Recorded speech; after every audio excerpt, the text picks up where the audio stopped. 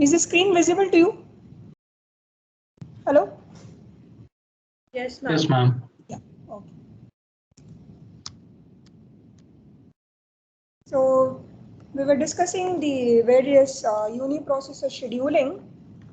So we have seen first come first service scheduling. As we know, the scheme in which it is a non-preemptive scheduling, and the process which enters the ready list first will be taken for the execution, and likewise, in the one which is entered first will be the highest priority. So we've seen how the FCFS scheme is scheduled with the specific example. And the next one we have seen is the shortest process next. As the name says, the process which has got shortest duration of execution will be considered for the execution by the processor. Means the process which has got shorter execution, that is the service time, will be the highest priority in the execution. So the process which is entered into the ready queue having the shorter execution time will keep joining. When it will be in the head of your the ready queue, so that it can get the processor time for the execution. So in this case, we may have to estimate the required processing time for each process, because it will calculate what could be the time taken, and based on which the process will be assigned for execution. So in this particular scheduling, we need to estimate what is the predicted time for the service time for the particular process. So they have given one formula here. So you can see if Ti is the execution time for the ith instance of the process, and you calculate the service time for the various process, that estimation time for the particular process, by computing the summation of so many number of process. Okay, that is Sn plus 1 is given by 1 by n, sum of I is equal to 1 to n Ti. Okay. So where Si is the predicted value for the ith instance.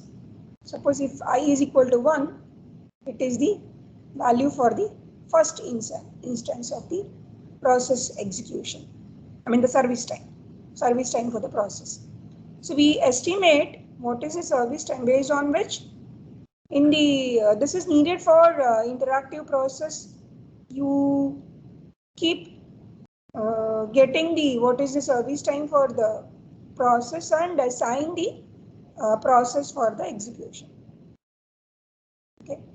So this equation they have elaborated as 1 by n Tn plus n minus 1 by n S of n. Okay. So this is for the first, I mean the nth, this one, and the remaining will be given as this. So this will give, what they say is, this will give the equal weight to each instances. So there is some weight is given. Based on that, they will calculate what is the estimated, the time for the service time estimation. So this 1 by n is used as alpha. So the same equation is modified as alpha Tn plus 1 by 1 minus alpha Sn. Okay. So where alpha is a constant weighting factor which is in the range of 0 to 1. Could be in between 0 to 1, which determines the relative weight given to the more recent instances. So you keep getting the instances, the events, the process. Okay. So you need to estimate what is the time instant for the particular process. And this equation is elaborated as alpha Tn plus 1 minus alpha Tn minus 1 plus likewise you go on to 1 minus alpha to the power n S1. So this value alpha is independent of number of past observations, and we know that alpha is in the range of 0 to 1, and your alpha and 1 minus alpha are obviously less than 1. Okay, it is less than 1. So when you use this, suppose alpha is 0.8. For alpha, the weight which you have given is 0.8, you will get the equation something like this. I mean, you estimate, okay, which means the older the observation, the less it counted into the average. Okay, so you don't consider for the averaging. So this graph shows the age of observation. So whatever the coefficient value you got and the age of observation, you can see that this is diminishing. Okay, for alpha is equal to 0.8, we could see this is the value. I mean, as the age older, I mean, you don't consider for the estimation. Okay, so only the recent one only you consider for the calculation of the instances of the service time. So this may not needed in your batch jobs, in the sense you just know that okay, this is the service time given for the process and you allocate the processor for the execution. But in the interactive process, there may be some events waiting, and whenever there is an event, you need to know that what is the estimated time for the service for the process. So that it will calculate and it will assign the process for the execution. So this is the graph showing. Anyway, we don't have to worry about this graph, but that function whatever you got in the previous, so that they are plotted with respect to time. Okay, so for alpha is equal to 0.8, alpha is equal to 0.8. This is the graph which they have obtained. Okay, that observed or averaging value, and for 0.5, this is the one. Okay, so this is your simple average, and this is the observed value. So based on the calculation of the various alpha, they could see how the function is increasing. So this is with respect to your simple averaging, and there is an exponential averaging. So they have used exponential averaging and seen how the plot looks like.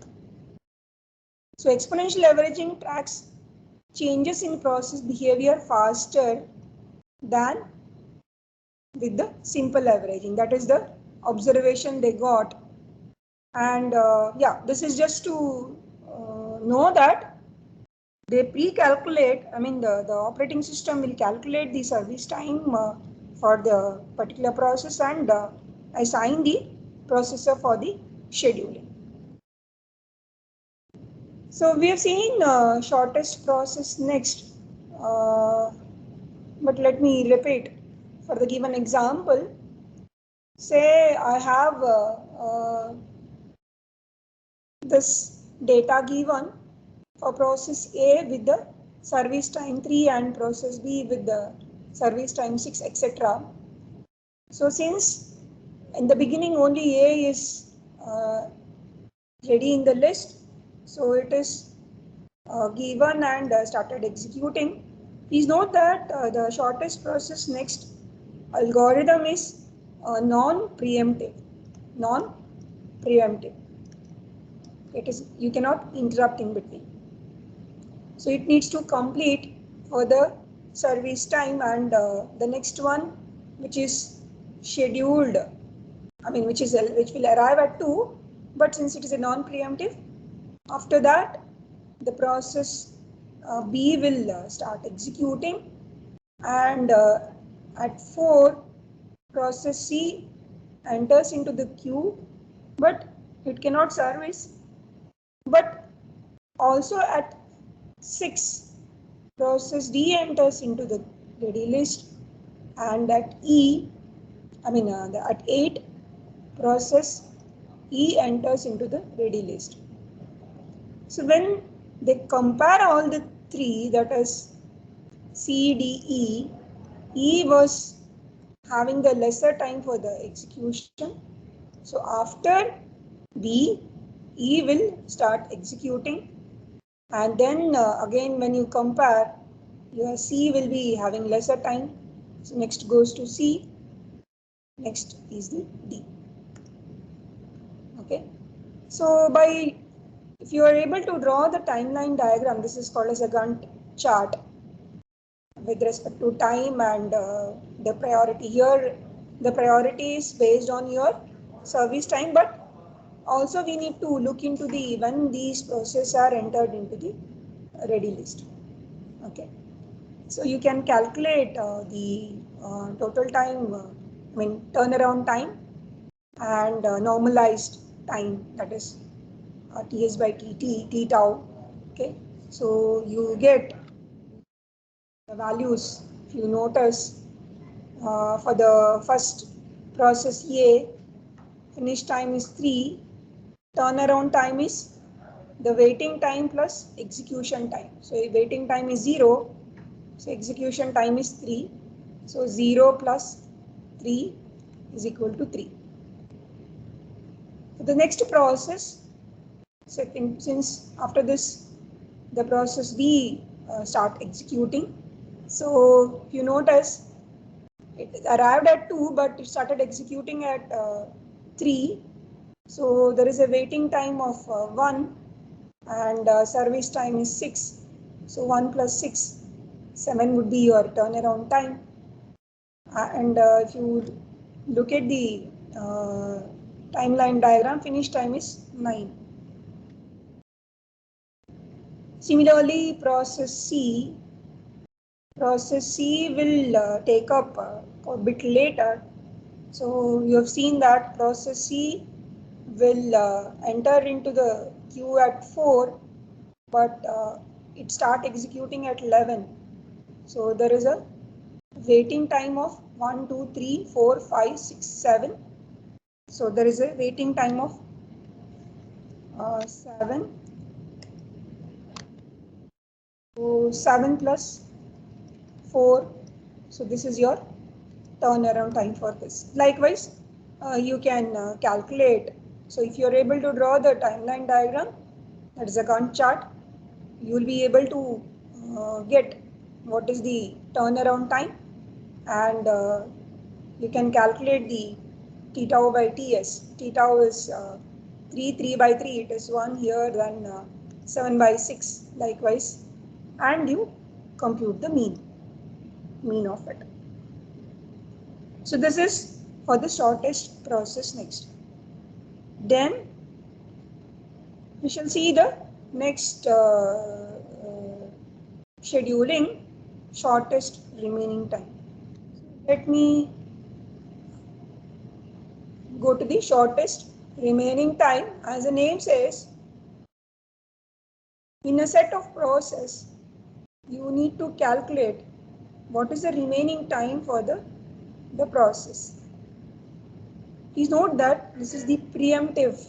This is the preemptive. Shortest process next is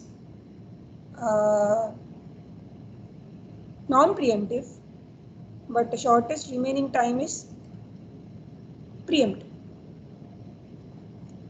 So the processor always chooses the process that has shortest expected remaining processing time. Whenever a new process joins the ready queue, if it has shorter remaining time than the currently running process, right, that will be preempted. Okay, so that it gets a chance for the execution. So considered as the higher priority than the running process. So as with your shortest process next, scheduler must have an estimate of processing time to perform the selection function. And also there is a risk of starvation of longer process, because if the process is quite long and since you are calculating the what is the remaining time, then obviously the longer process may not get a chance for the execution, and that could kept in the queue itself. So such situation you call it as a starvation. So let us see the shortest remaining time for the given example. So at instant 0, A will start executing because there were none process in the ready list, and at time 2 process B enters, but when you calculate what is the remaining time for this and what is the execution time for B, since the remaining time is less, B will not service. Okay, after completion of, I hope you got it, the remaining time for A is 1 and the service time for B is 6. So since that is greater, so A will continue. So at instant 3, there were no other process, so B start executing. But at 4, C enters into the queue. When you look at the service time for C, it is 4, but the remaining time for B is 5. So since the service time for C is less, so C start executing. Meanwhile, at 6, D enters into the queue, but the remaining time for C is 2, and the service time for D is 5. So it will continue with the C itself. And at 8, E enters into the queue, and the service time for E is just 2, so it is quite less. So E start executing, and when you compare, since you're done with the next, you are remaining with the interrupted or the preempted process, which are B and D, but the execution time for B is 5, okay, and D also 5. So B will continue, then E. Okay, I hope you got it. Any clarifications? Hello? Yes, ma'am. Yes, ma'am. Yeah. So this is shortest remaining time, and since you plotted the time, that chart, you can straight away calculate. So what is the waiting time for A is 0, and turnaround time for A is 3. It is 3. For B, waiting time is 1, and here also, okay. So you can calculate what is the total waiting time and the service time, and you get to know the, so it will give you the turnaround time as 13. So because for B there is a 6 and the waiting time is 1, 2, 3, 4, 5, 6, 7. 7 plus 6. It is 30. Similarly for C, if you see, C enters at 4. There is no waiting time for C. So the turnaround time for C is just 4 because 0 plus 4, but no waiting time. Similarly for C is done. For E enters into the queue at 8 and there is no waiting time for E. So turnaround time for E is 2. But what about D? D is entered at 6 and it has to wait for 3, 4, 5, 6, 7, 8, 9. 9 time units. So your turnaround time for D is 9 plus whatever the service time, which is 5. Here it is 0, right? For E, E is 1 second. E entered at E, yeah, this is, so turnaround time for E is, I'm sorry, 1 second. Shortest remaining, yeah, here, I'm sorry. Yeah, 9 plus 5. So this is how you calculate the TAT and get the normalized one and the mean. I hope shortest remaining time is understood, and if you have got any doubts, you ask. Otherwise, I continue with the next type of scheduling. Any clarifications? Hello?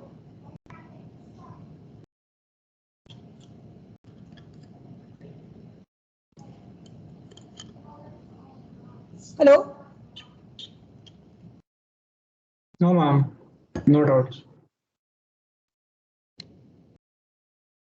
So next one is the highest response ratio next. So we shall see the theory behind it first.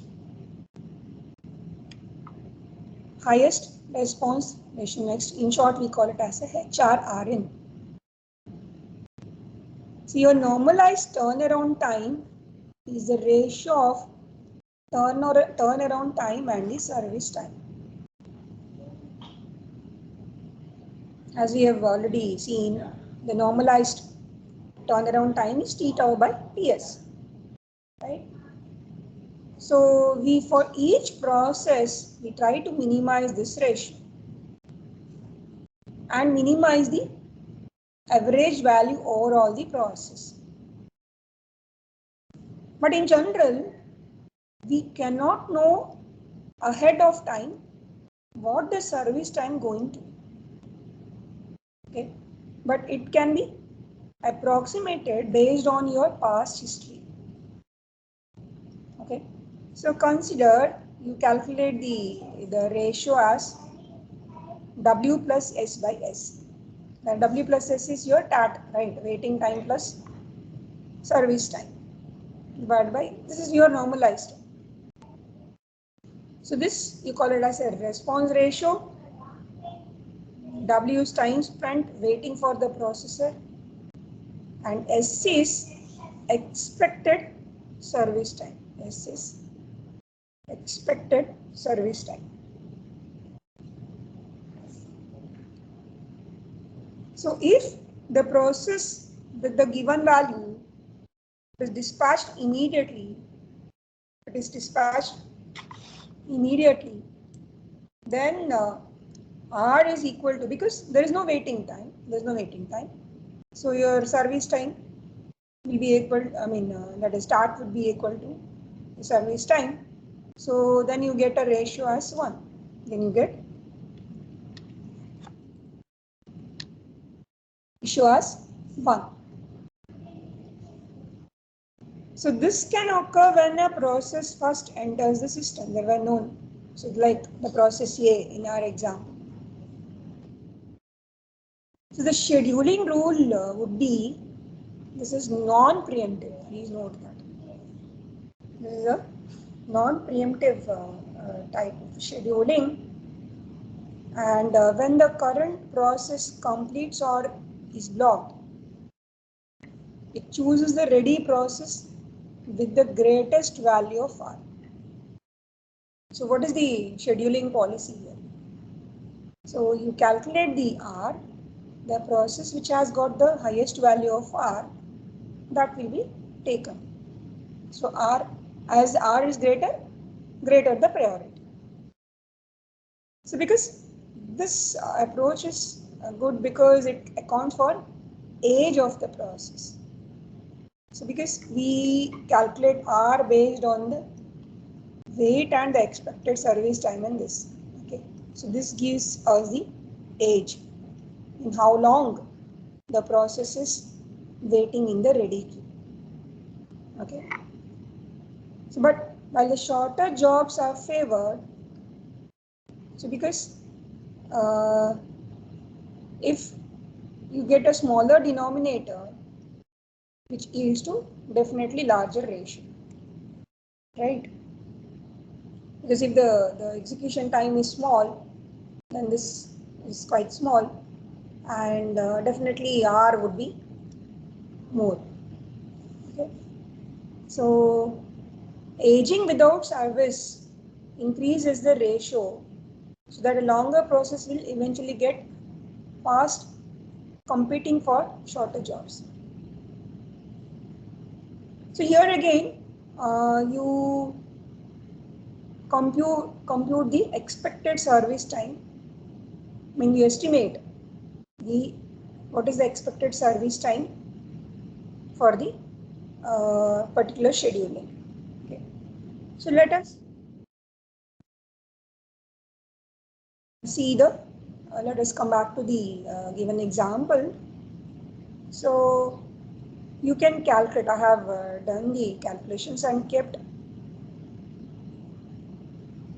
So in the given example, for process A, waiting time is 0 and service time is 3.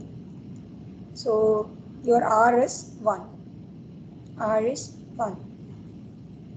And process B, so you can estimate, you can calculate. So normalized value, and for process B, the waiting time would be, because it is non-preemptive, you get to know what is the waiting time. So it's arrived at 1 and 2, and it had to wait for 1, and execution time is 6. So 7 by 6 will give you 1.1666. Similarly, you can calculate for other process and you get this ratio. Fine. So once you have this table ready with you, it is straightforward now. If you look at the scheme, but we need to be careful in when the process is entered into the queue. Even though I have the highest R for C, I cannot schedule C first, because C entered into the ready list only at 4. That you need to remember. So now you begin with process A, and it's a non-preemptive type of scheduling. So it goes on, and after the completion of process A, B starts executing, and it goes on. But when the process B is executing, C enters, and D enters, and E enters into the ready list. Okay. But when even though they are entered into the queue, when you look at the ratio, C has the highest, so C get a chance. Then after that, if you notice, E has the next highest, so E will go, then goes to D. Fine. Now, since once you draw the diagram, then rest everything is quite easy, straightforward. So you can calculate the turnaround time for each process. So for process A anyway, so far we couldn't see any difference. The turnaround time for process A is the same because enters first and there were none in the queue, and definitely it picks up, and there is no waiting time for the process A. For the process B, the turnaround time would be 1 plus 6, that is 7. And process C entered at 4. This is the waiting time for 5. So the 5 plus execution time is 4. So process C, it is 9. Process T is 9. This is 7, and this is 3. Then for process E has entered at 8.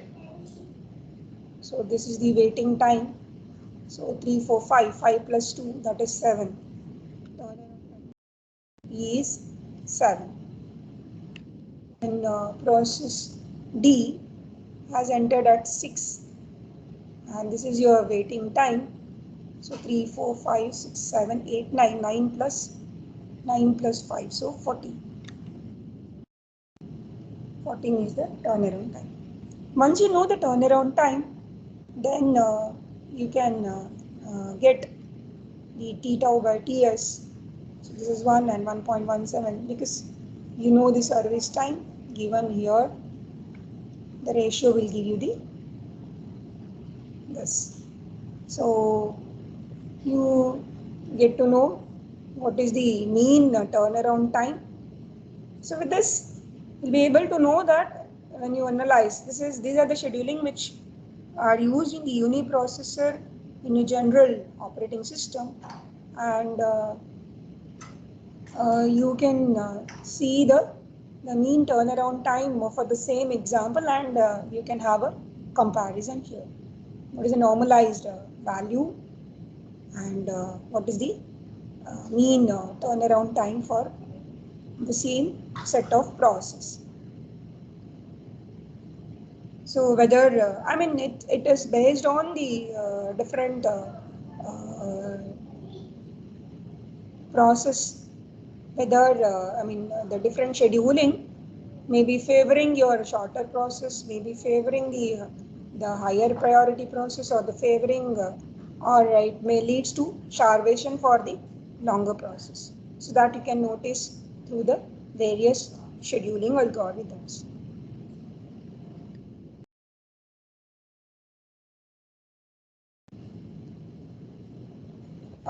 Next is feedback scheduling.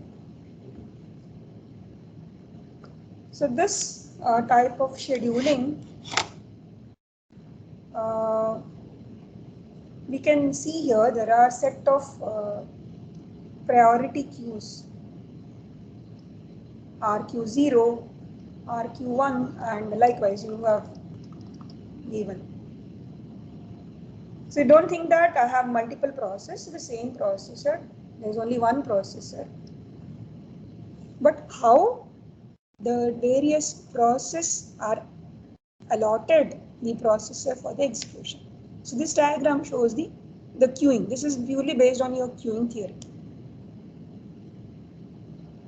So here, suppose when a process enters into the list, which will be given as the highest priority queue, and it can assign the processor for the execution.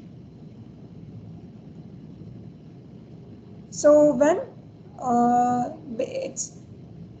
you can have some sort of a multi-level feedback. Maybe here one thing is it is a sort of a round robin sort of a scheduling with the quanta time is given in this. Suppose if I give a uniform time, say 1. So after the assigned quanta time, the process which is already given a chance will put in the next priority queue. Okay. So if next process enters into the ready list, that is assigned for the process. So now, when that pointer time for the second process B, if it is done, this will be replaced here. Process A will come here, B is coming here. Okay. Suppose I have A, B, C, D, E. Okay. Then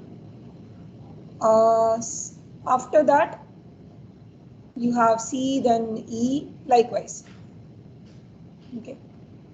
So the second time, if there are none in the queue, and this will be assigned, and once it is done, it goes to the next priority queue. Likewise, it goes on.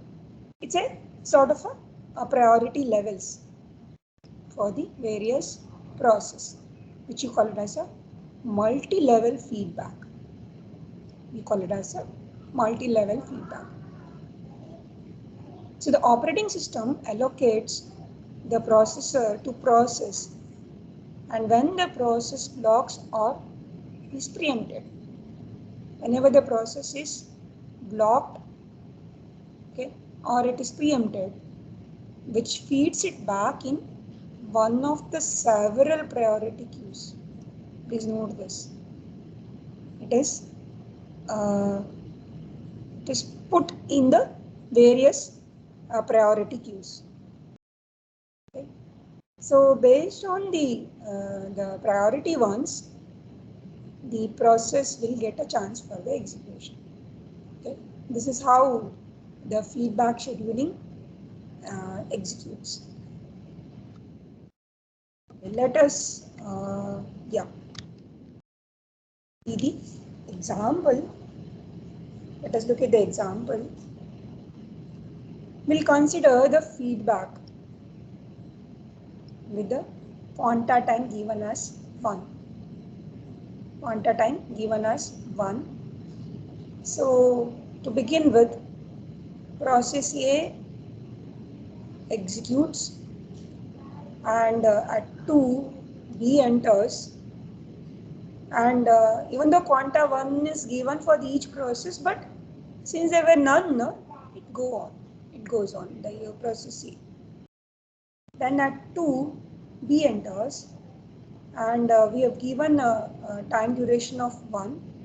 So after the 1 duration, it preempts, and since A is not complete, if you notice, A was pushed back in the next priority queue. So since it is in the front of the queue, so A will get a chance again. Then process C enters in the ready queue because this is given the highest priority. So C will execute, and after 1 quanta time, okay, so A is done anyways. Look at the feedback priority. There is a B in the next level, so B will execute. At 6, D enters into the queue, and definitely since it is assigned as the highest priority, so D starts executing. If you then notice in the queue levels, the multi-level queuing, A I am done, B is in the second level, B is in, because it has given a 2 chance, so level 1, level 2. Okay, it has gone to the next level, and process C has taken only 1 chance, so it will be in the top of the priority queue, so C will get. This is quite simple to analyze because the process has got multiple chance that will be pushed down in your priority queues. Quite straightforward. So if you look at the one, B has got 2 chance. Here at this stand, only C got only 1 chance. Definitely C is the highest priority. And after C, if you look at the one, D has executed once. At 8, E enters, it is on the top of the queue, E get a chance. Now D has executed only once, obviously this is the highest one. Then after that, if you see here, this has got only one chance, so E will be the highest priority. Then you check in the priority levels. All were done with the two chances, but if you see in the front of the queuing, in the third level of your queue, B is in the front, then goes C, then goes D, then it goes on till the particular process finishes. Maybe to elaborate better, I have taken the diagram again here.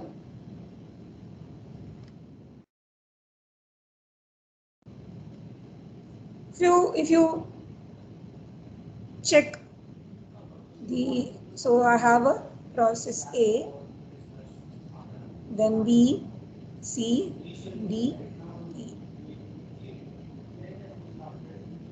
Considering the process is created and is pushed in the highest priority queue. So process A serviced for Q duration, and this will come here.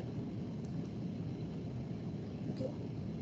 Then B is in the top, so B will get a chance, and after that there were none, definitely A will get a chance.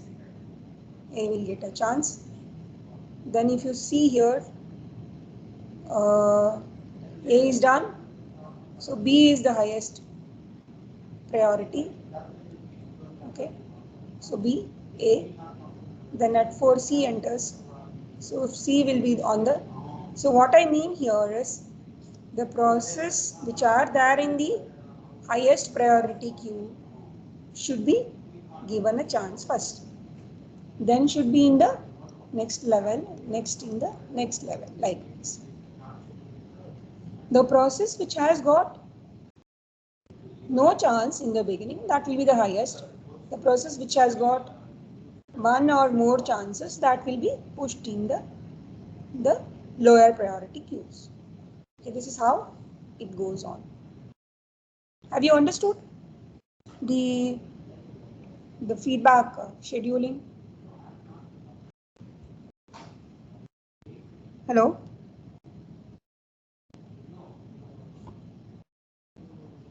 Yes, ma'am. Yes, ma'am.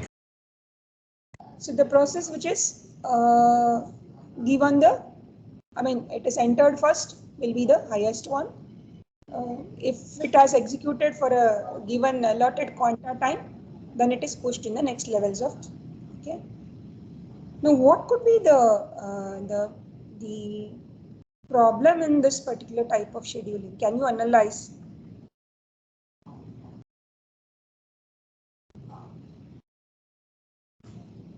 Hello?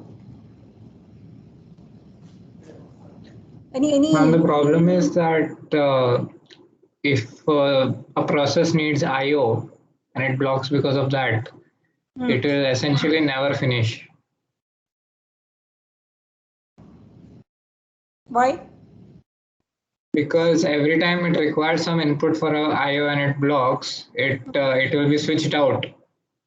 And because of that, its priority will keep decreasing until it's the least priority. Correct. So that will become a problem. I mean, it will not never finish, but it will be turnaround time will be very high. Yeah, that could be one of the reason. Another thing is, you can see here, for the longer process, it can stretch, right? It can just stretch. For example, here the B is the longest one, right? So if you see here, it got just stretched. This is the drawback. I'm sorry, you can see, right? Hello? Yes, ma'am. Yeah, this is process B, which is the longest among the various process. It just got stretched in this particular sort of a scheduling. That could be the drawback here. One of the drawback. So the process which is, I mean, definitely the shorter one will have advantage in any sort of a scheduling. But the process which is getting, I mean, having more service time will not, get just stretched in the processing, and there will be more turnaround time for that. That could be the, what do you call, the drawback of this particular system. Anyways, in this particular case, you can calculate the turnaround time for each process. So I hope you know what is the, can you please calculate the turnaround time for each process? So TAT. Tell me quickly the turnaround time for the feedback with Q is equal to 1.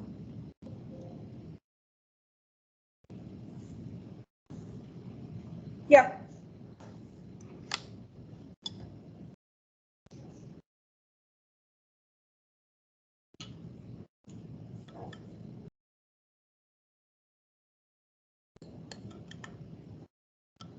What is TAT for 3? I mean, A process A.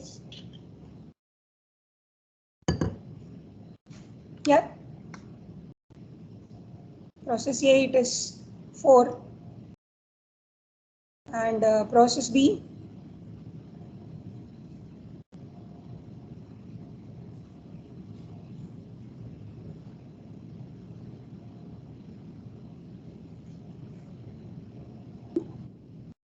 $18. yeah,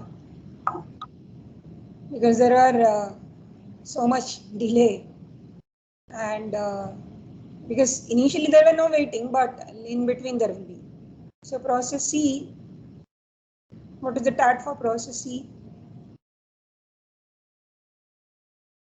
6, no, how much will it be? 12. Yeah.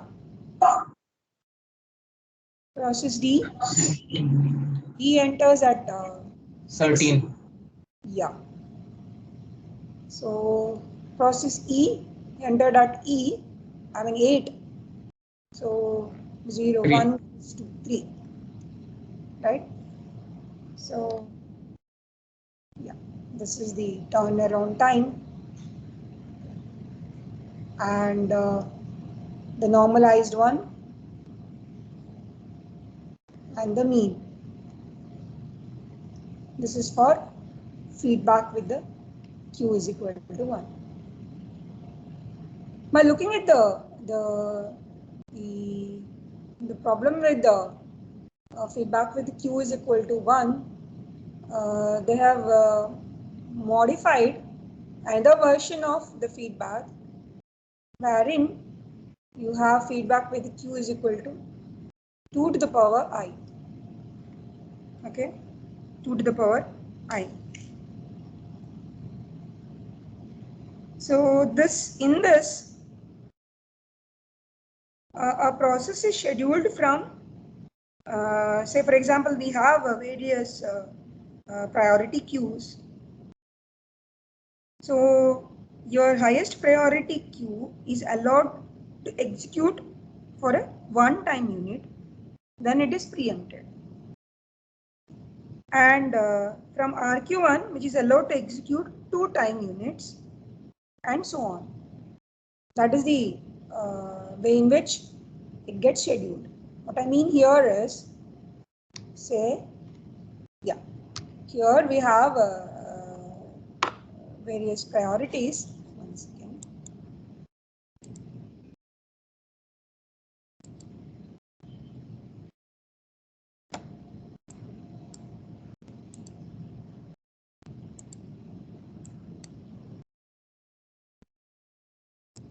So if you look at the priority queues here, the the process which is in the RQ0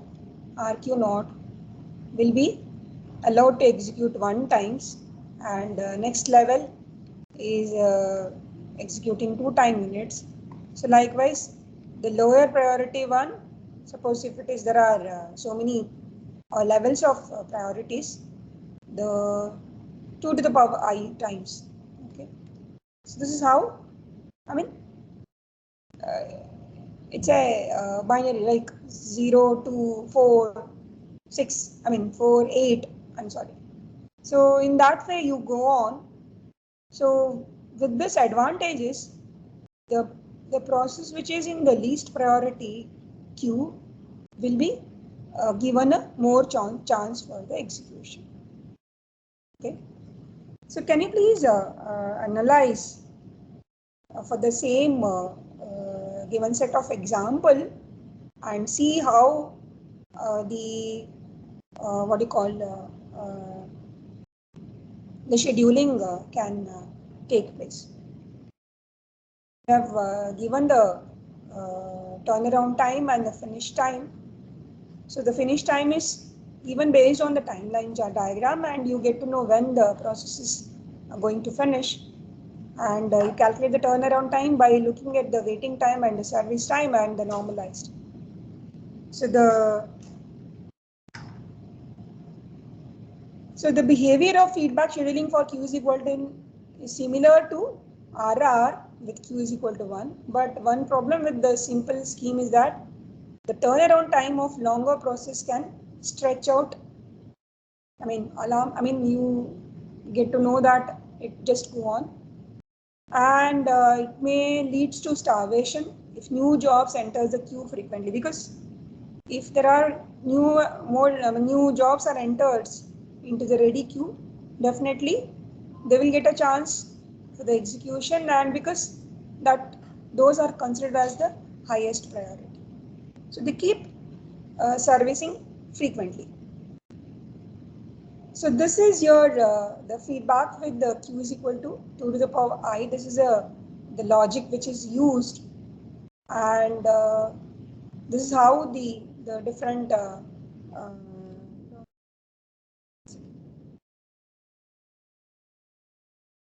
executing. For the given set of example, if you see 1 second.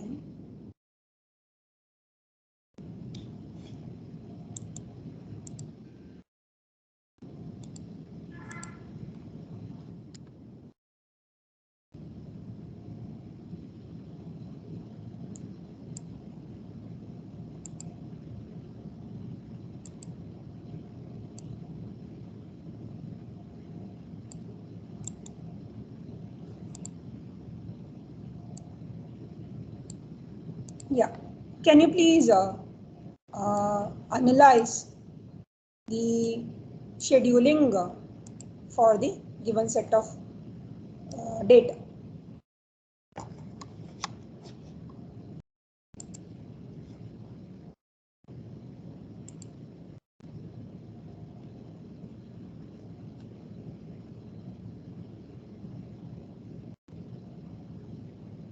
And also tell me the turnaround time for, anyway, once you draw the diagram, it is quite straightforward, but you need to know how you get the, so it's quite simple over here. You can see since process A enters into the queue, definitely it is having the highest priority, so that will service first, and you can see at 2 the process B enters, and the process B will start executing, and since in the queue there were none till 4, so A and B will execute as usual.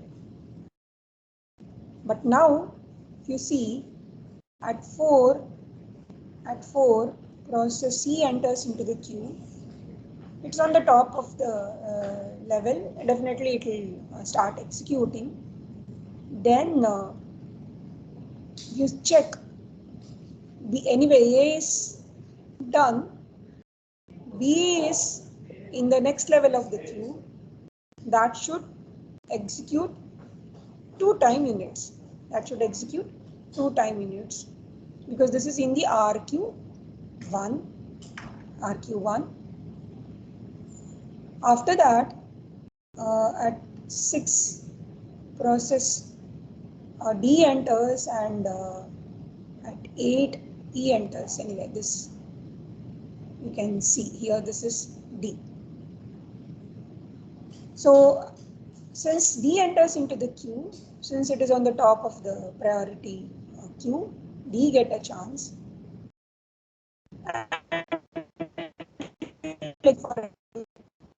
And it is pushed in the next level of the priority queue. Afterwards, at 8 E enters, definitely it will be serviced for a given unit of time. Now we look at the priority levels. So in the next top level of the queue, you have C. C should execute 2 time unit. And in the same set of priority level, you have D. D will execute 2 time unit. After D, there is E in the queue in the second level of priority, but it has got only 1 time unit remaining. It will execute definitely. Then, since you are done with B, now B is in the third priority level. It should execute 4 time units, but the total remaining time is only 3, so it will execute for that much amount of time. And I mean, these are the one which are in the second level of the priority queues. So then it goes to C. C is remaining only with the 1 time unit. Then D is remaining with the 2 time unit. I hope you are clear about the priority levels. As you service first, the process will push onto the next set of priority levels, and those are given a chance for the execution with the multiple, that is 2 n times. So first time once, next time that is 2 to the power 0, 2 to the power 1, 2 to the power 2, 2 to the power 4, likewise. Okay, I hope you're clear about it. Once you know this, straight away you can calculate. This is how you get the turnaround time for feedback with the Q is equal to 2 to the power I. So any clarifications? Hello? Are you clear about feedback with the Q is equal to 2 to the power I?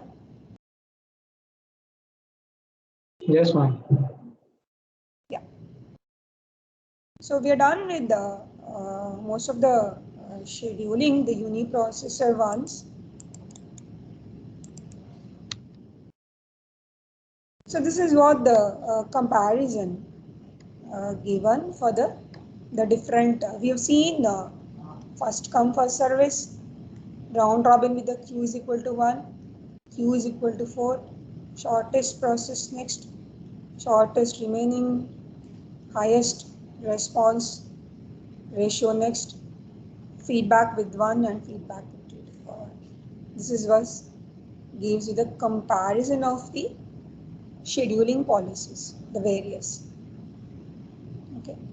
So once you draw this diagram, it's quite easy, and you can check, you can analyze which one gives benefit to the shorter process, and which one is better given with the utilization and the normalizing, etc., etc. Okay. So yeah. Okay. So there is an exercise. This is for you to do at home. You can know this problem, and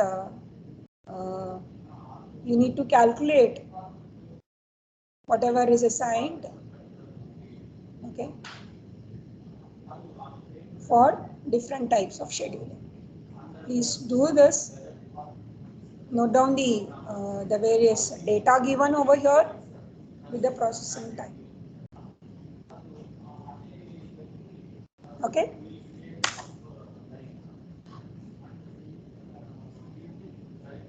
If you wish, you can do it.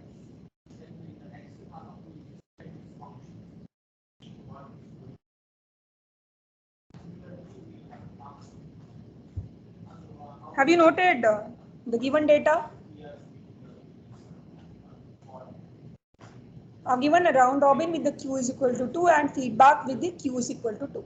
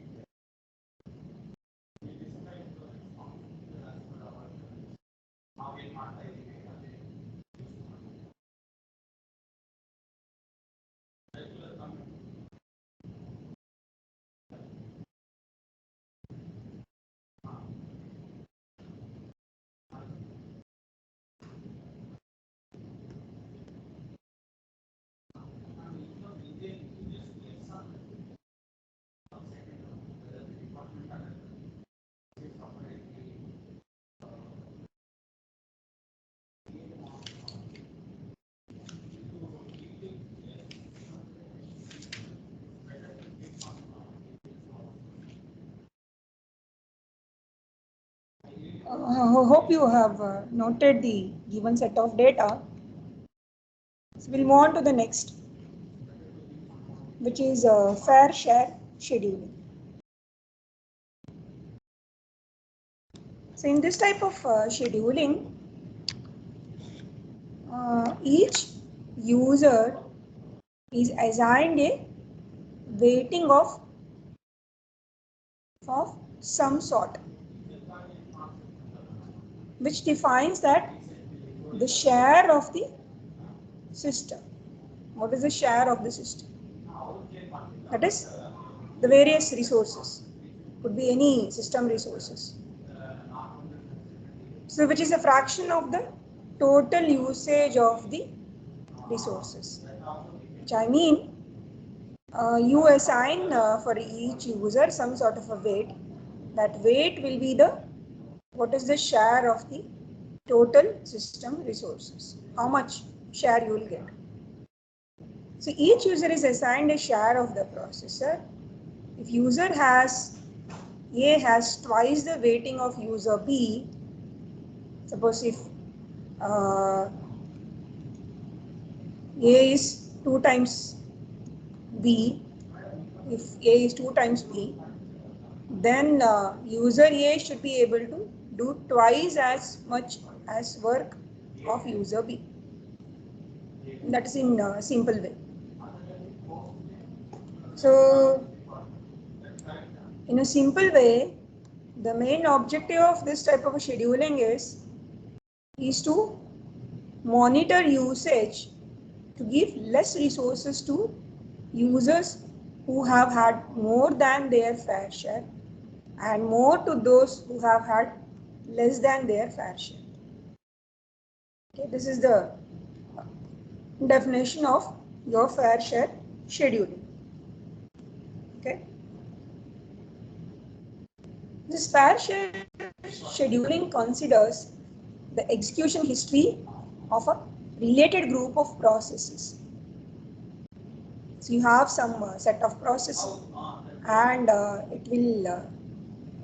it should know the history of your related group of processes along with the individual execution history of each process, based on which the scheduling decision will take place.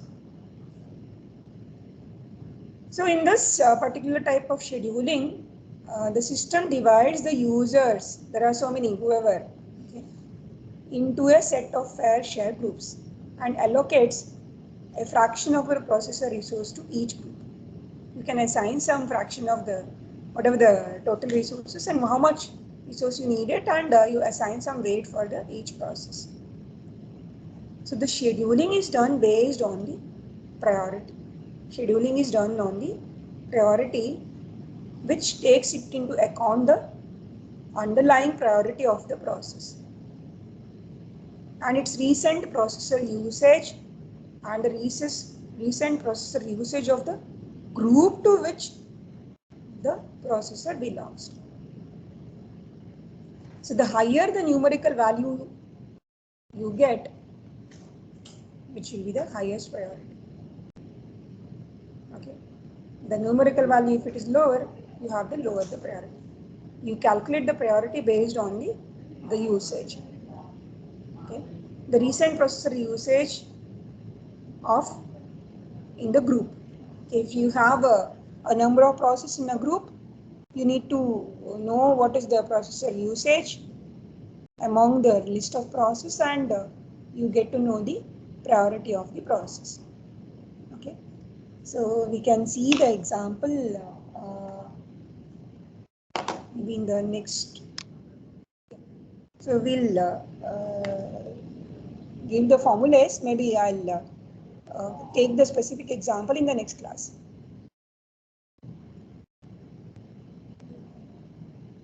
Maybe you have you make use of the different formulas.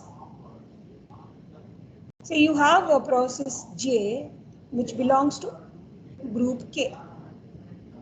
Supposing. Now you need to know what is the processor usage, the resources usage. So the CPU for the process J at the instant I is given as CPU J I minus 1 by 2. And for the group, it will be given by this particular formula. So the priority of the process, suppose the process J, what is the priority of a process J? Is at the instant of phi, or the interval is calculated based on this particular formula, which is given as base priority, meaning what is initial priority of the process, and you calculate what is the resources, the utilization for the particular process, okay, and with the given weight. So the given weight is taken through with the group, that is group. So this is as a measure of processor utilization of group K through an interval I. Okay, a process belongs to a particular group and you get, and this is your measure of processor utilization by the processor J through, and that is for the individual process. So this is in the group. It's in the group. So you need to get this particular formula to know or to find the priority. So now what is this weight? So the weight is assigned to group K with the value which is in between 0 to 1. It can be equal to 1 or it is less than 1 or greater than 0. So that sum of whatever should be 1. Okay, this is the rule which is used. So you make use of this to find the priority of the process. Once you know the priority, it is quite straightforward. You can schedule the different process. Maybe I'll consider the example and explain you that in the next class.